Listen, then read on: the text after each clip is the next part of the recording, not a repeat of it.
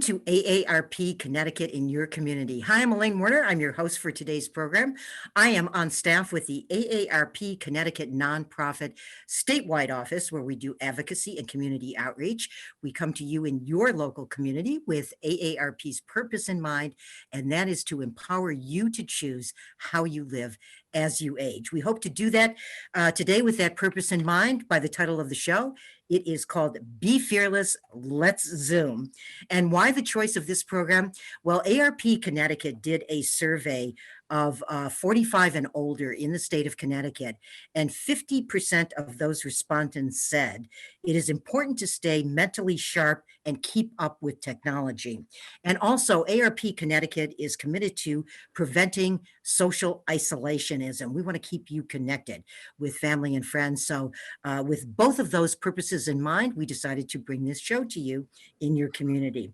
Now, the intended audience for this show could be somebody like you. You want to stay connected to family members, friends, maybe grandchildren, elderly parents, people across the country, around the world, but maybe you're fearful of technology, or you're just technologically unskilled in Zoom. You need the basics, or perhaps you've used Zoom and you wish to enhance those skills. So we hope to be able to do that for you today, learn some new skills so you can also access all the wonderful virtual offerings that AARP has to offer. That's at aarp.org/CT, scroll to events. We offer you a lot of things to visit, like in the advocacy arena, financial security, fraud prevention, caregiving, safe voting, the list goes on, and a lot of events that we like to call Fun with Purpose. You can learn some new cooking skills, dancing, go behind the scenes at the zoo, go to an art museum, or perhaps you just like to stay connected to your community, to your church, to your book club, again, connecting to family and friends. So let's be fearless, let's Zoom, and I'm going to introduce our guests who are going to helpfully assuage any tech fears, teach you the basics of Zoom, and help you feel more comfortable and connected.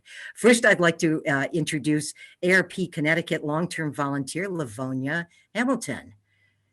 And here comes Livonia. Hey, Livonia, how are you? I'm well. How are you? Good. Nice to have you. And Livonia, you know I've invited you here today to jumpstart our program because you represent our intended audience. You have told me that you've had trepidation. You still have some, you've indicated, but you have persevered and you continue to do so to keep learning Zoom. And you literally said to me, I love this, Zoom is here to stay. It is not going away. Each little bit, I feel more comfortable. You just have to try. So, Livonia, we're going to come back to you in just a moment for you to elaborate on your experience with Zoom. And now I'd like to also introduce our other guest, Bjorn Nordstrom. Hey, Bjorn, welcome. Hi, Elaine. Thank you so much. My pleasure. And Bjorn is the program manager of Technology for Tomorrow, his nonprofit. Bjorn's going to elaborate on his organization, which gives folks access to affordable technology education that improves their quality of life. That is right up the purpose of AARP's alley. So we're with you on improving the quality of life. So Livonia, as I said, we're going to have you sort of set the stage today for our viewer. I invited you to kick off our program on the basics of Zoom as you typify the audience we are reaching out to. Someone who may have been fearful of new technology, didn't think it was necessary, and using the phone exclusively was just fine. You were in that category, Livonia, as you've reported to me, but you have shifted. If you can briefly tell our viewer how and why. Okay. My first encounter with Zoom was on a Sunday morning.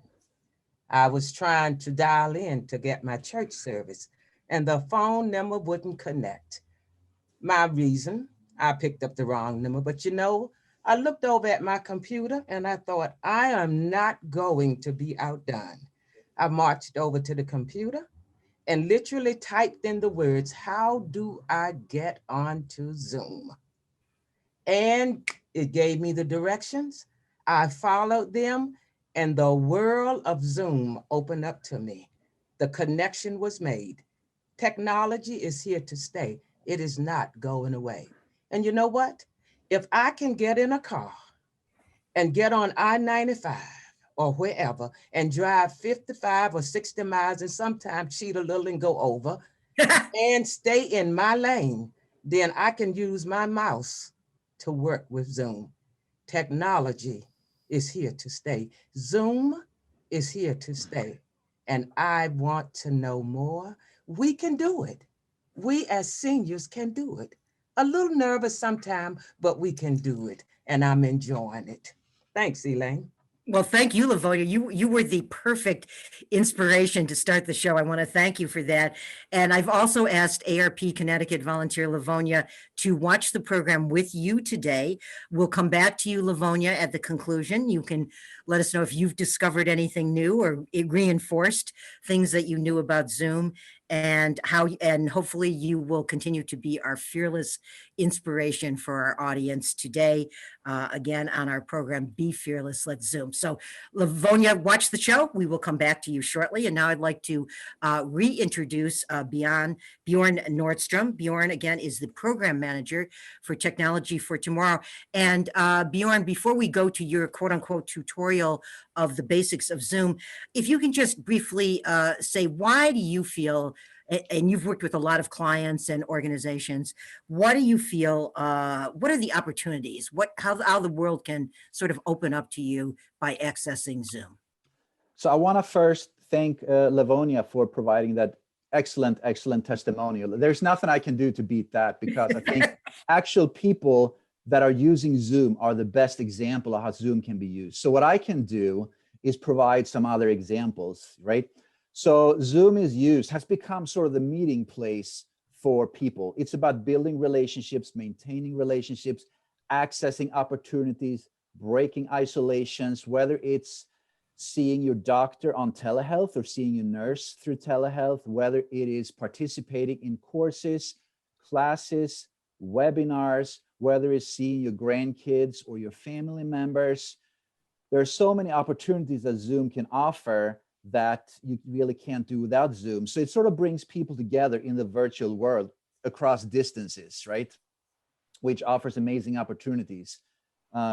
Participating in, like I said, classes, learning opportunities, just the opportunity that we have here. This show that we're doing right now would not be possible in the physical world unless I were to travel to Connecticut to your studio, unless Livonia came to your studio, right?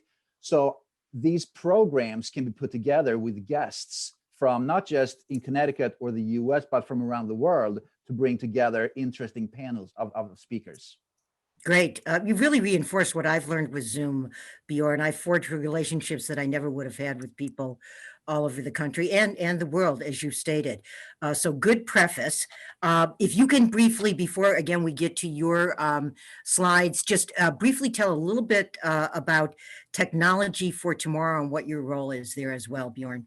So Technology for Tomorrow is a 501c3 organization. It's a nonprofit. It started back in 2012 by a South Burlington, Vermont high school student, Neil Desai. And it was really meant to bring together high school students and senior citizens over technology, for high school kids to teach senior citizens at one specific senior home about technology. But as we moved forward, we sort of evolved to become more of a provider of technology training, education, and other opportunities, such as online webinars and seminars, not just here in Vermont, but in other states too, in Connecticut, in Texas. We've done some work in Arizona. And it's really about us providing and enabling people, workforce development, new Americans, senior citizens, a lot of different underserved communities, opportunities to connect, participate, and be able to use technology to function in society. Great. And Bjorn, I know you've partnered with AARP Connecticut in helping our volunteers and the public learn some new skills, Instagram, Zoom, Twitter, etc. Just very briefly, what is your role as program manager with Technology for Tomorrow? So I do a lot of different things. I teach classes, I do some business development, I maintain relationships with different organizations and clients, I promote our programs, I look for new opportunities, but my real role is to build relationships and provide opportunities to underserved communities. So in other words, finding communities that don't have access to some of the technology that they would like to have access to, or the training they want to have access to, and be able to provide that through various partners, including the AARP Connecticut. And you know, even if one of our viewers or some of our viewers watching are, they may not consider themselves, I don't know, underserved, but maybe they just have technology in their homes, or they're fearful and they want to enhance their skills in Zoom. So all of the above for the audience today. So let's get started. Bjorn, you're the master of technology here and educating us about Zoom. What is Zoom, number one? So I'm going to actually share a slideshow with you. So what's great about Zoom is that you can actually share slideshows. It's a very intuitive way of sharing information, right? So what is Zoom? It's really a platform. So think of Zoom as it's almost like a social media application, and it has audio services, video services, and you can share information like we're doing now. So there's a sharing feature, which is really great because you can host meetings or events like we're doing now. It could be a webinar, a lecture, a seminar. It could be a board meeting. It can be an association meeting of some kind where you simply share information to other people. So it's so think of this sort of as not necessarily a replacement for physical meetings, but certainly a different way of doing it. And especially if you're meeting with people from other locations that are simply not able to travel to your physical locations for whatever reason, whether it's distance or something else going on. You just have teams across the world or people you want to meet from other parts of the country or from other countries, right? Exactly. And then why should I use Zoom? So this is not really about the platform itself. It's about what the platform can do for you, right? It's sort of like a telephone. It's not really about the telephone itself. It's about what can I use the telephone for, right? I can call friends, I can call family, I can call my doctor, I can call my library, and so on and so forth. So why I should choose Zoom is really, it offers opportunities that without it you couldn't do. For example, breaking isolation. That's a pretty, it's a term that we're using frequently right now. And what does that really mean? Well, it's meaning, you're connecting with people, connecting with organizations, connecting with family, with friends, whatever connections that you might have. In other words, maintaining and building relationships, right? Go to your doctor. Zoom has become the de facto platform for doctor visits, right? And the nurses' visits. It's accessing webinars and seminars. So a lot of webinars and seminars that are being held, AARP and some other organizations too, they tend to use Zoom for those purposes. So knowing how to use Zoom means you can then access webinars and seminars and educational lectures that you could not access before. Participating in meetings, a lot of meetings with, whether it's board meetings, association meetings, or simply meeting with families and friends, Zoom has become sort of the place to be. Accessing education and training. So the training that we do at Technology for Tomorrow is exclusively through Zoom. A lot of school districts, a lot of universities, a lot of sort of training organizations, whether it's for-profit or nonprofit organizations that provide training opportunities, use Zoom as the platform to deliver training because Zoom is so easy to use. It's very powerful, very easy to use. You can participate in physical exercise.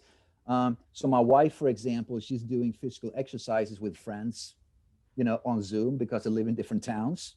I provide programs actually for older adults where we connect and we do Tai Chi using Zoom. So we have a Tai Chi instructor and we use Zoom as a platform to sort of provide, physical exercises for individuals.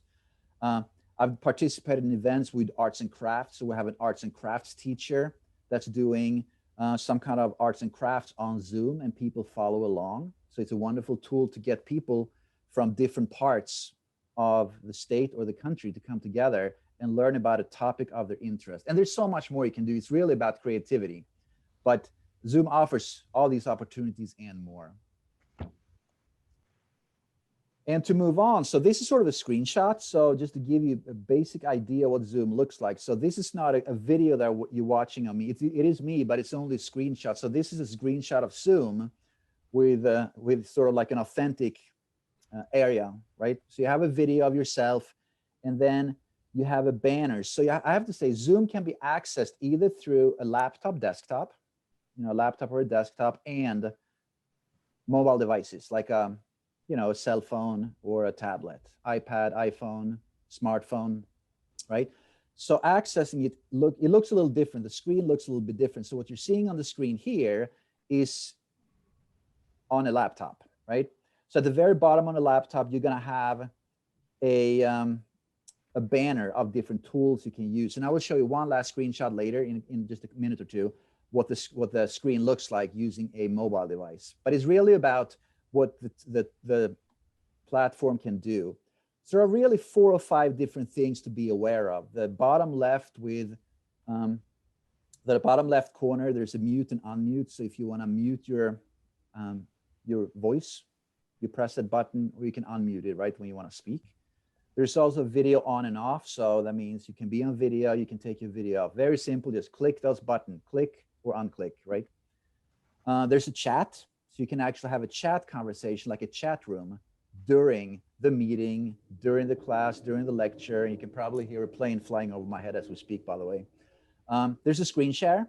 And that's exactly what I use to be able to share the screens. There's a screen share where if you click on that one, you can then share your screen. So everybody in the Zoom meeting can see your screen. You can record the session as well. You can also use breakout rooms, meaning you can split people up in smaller groups. And then you also have reactions so that people can do a thumbs up, they can raise their hand, and they can do some other types of sort of like emojis, right? And just to give you some screenshots of what it's going to look like. So let's say I want to participate in the chat. I click in the chat on the chat button, and then the chat opens up on the right side. And then all I got to do is type in a chat, a message, and then hit enter, and then everybody can see it. Or I can type a chat to one person. So at the bottom here, you can see instead of to everyone, you can select a specific person that you can send a private message to. So you can send a message to a whole group or to just one individual. Sharing of screen. This is what it looks like. So this is exactly the steps that I went through when I shared my screen a few minutes ago. You click on share screen. You select share computer sound if you want to play computer sound, like a YouTube video, for example, and then screen, and then hit the share button, and then you can share what you have.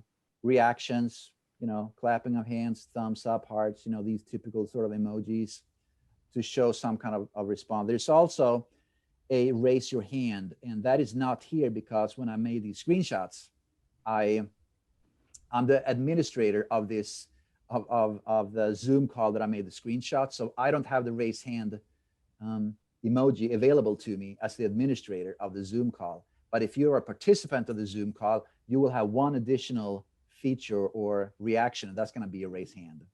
So that's going to be a difference. So Bjorn, the person that's presenting could be saying, how many of you agree with what we just said?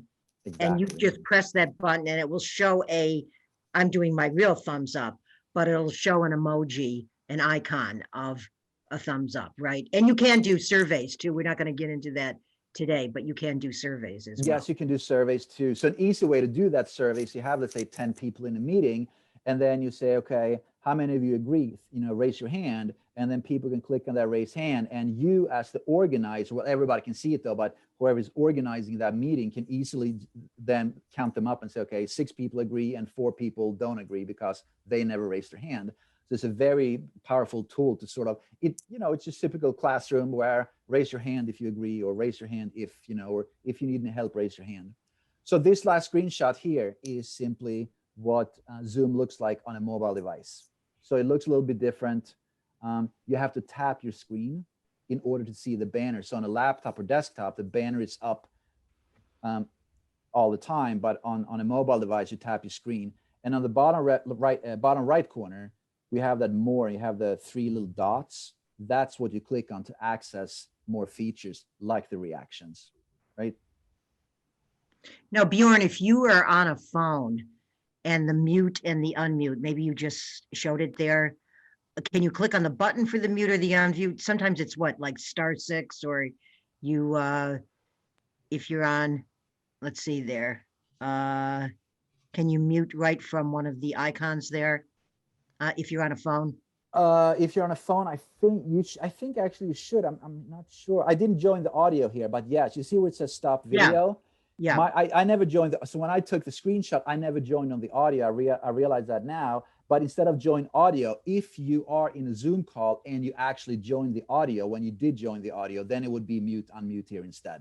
So it's not Right. going to say join audio. It's going to say mute, unmute. But Right. I just didn't join audio as I was doing the screenshots. And of course, when you get a Zoom link or another platform, you might see a telephone number also that you can call into. We're really promoting today the use of Zoom, the virtual experience, because as we said at the top of the show and during the show, it really is much more of a comprehensive experience for me to see each other on the show, engage in the chat, and everything else, correct? Correct. And also, if you only dial in, it's only a regular phone call. You cannot see the screen of people. You can't see the Right. chat. You can't see the reactions. It's really only a phone call, a traditional phone call. So you miss out on like 99% of the experience. Zoom is really about, we get at least some face-to-face, and you can participate in surveys, raising your hand, in chat conversations. It's just a more of an interactive experience by being on video as opposed to dialing in. So I really encourage people to do the video component, which is very simple, as opposed to just dialing in. And you know what I wanted to ask you also, what if somebody does not have Zoom, they don't have an account? Bjorn, do they have to go out and pay for it, or what are their options if they want to enlist in Zoom? So you don't need an account to have Zoom, actually. Zoom is free. So it's a free, you don't have to have an account. You can participate in meetings without having a Zoom account. All you need is for somebody, the meeting host, the organizer of the meeting or the organizer of the event, to send you a link. But you do have to download the app. So if you have an iPhone or a smartphone or a tablet or an iPad, you have to download the Zoom app. But you don't have to sign up for an account at all. Same on the computer, you do have to download the app.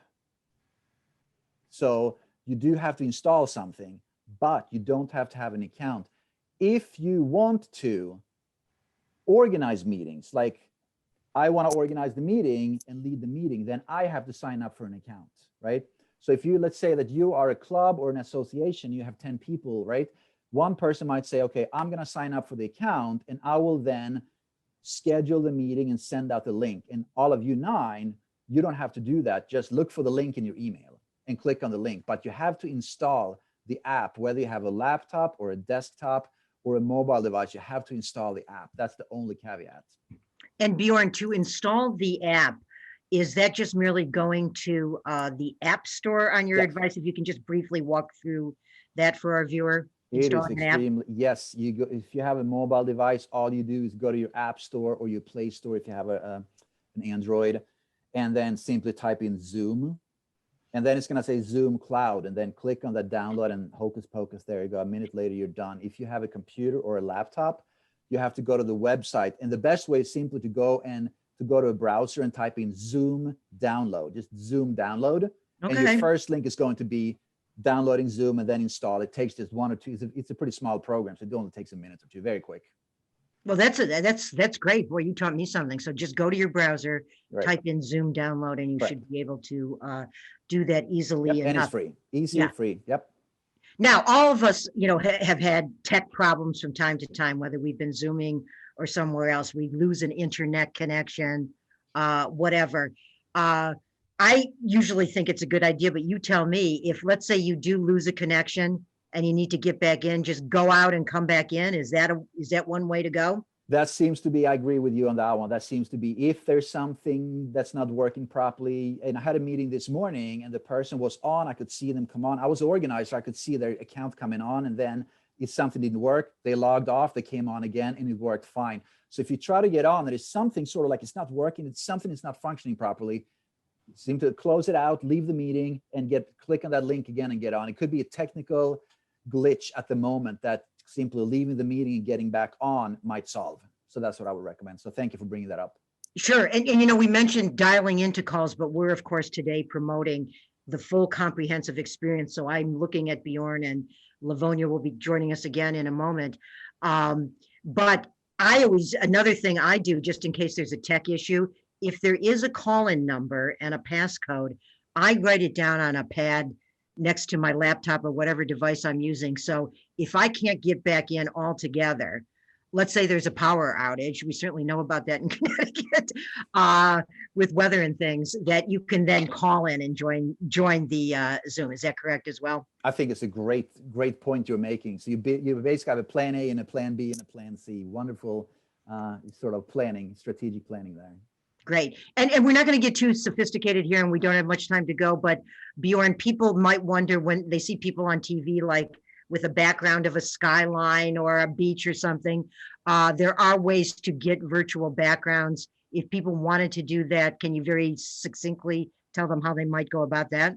Yeah, you can do virtual backgrounds. If you go to that start stop video button and then you click this little up arrow, you can click on that and choose a virtual background. But there are some requirements. Either you have to have a green screen or a one uniform color background behind you, or your computer has to be new enough where you can create a virtual background through the computer itself. So there are some caveats around that, but you can always experiment and see how it goes. But if it doesn't look good, don't use it. It's going to be distracting.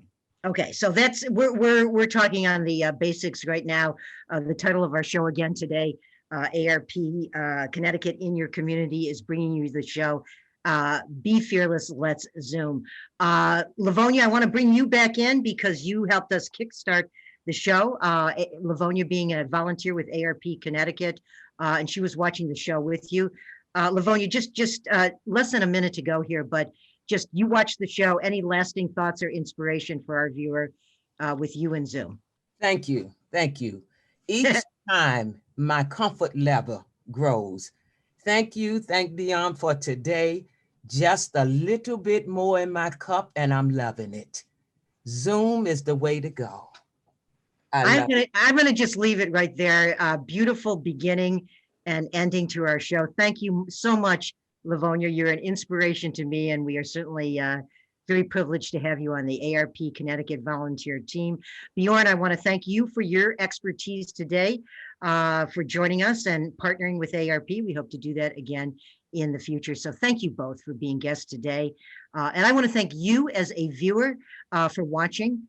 We appreciate that. We love to come to you in your community and bring to you programming with AARP's purpose in mind, and that is to empower you to choose how you live as you age. I'm the program specialist for volunteer engagement. Would you like to volunteer like Livonia does with us? Please give me a call, 860-548-3169. Thanks for watching. Look forward to seeing you again.